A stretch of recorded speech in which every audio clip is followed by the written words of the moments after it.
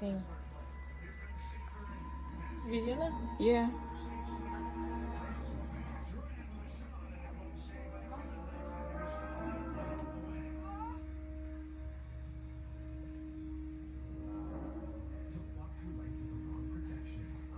Looks good. Oh my god. Bakit in-slice mo muna bago mo lagyan ng... Because I thought you didn't want.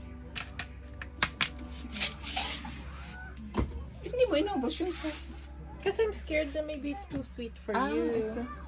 It's okay. Kasi less sugar ang nilagay ko dyan eh. Perfect. Hindi ako nag-ano ng kung anong nasa recipe. Up lang.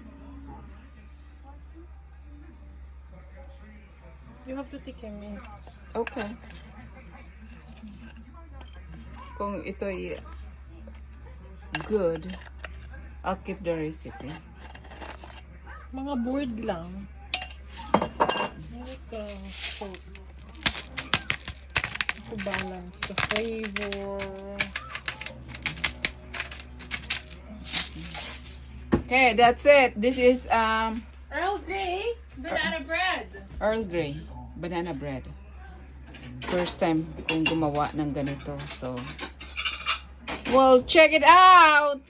Bye for now. Super moist. Tama lang yung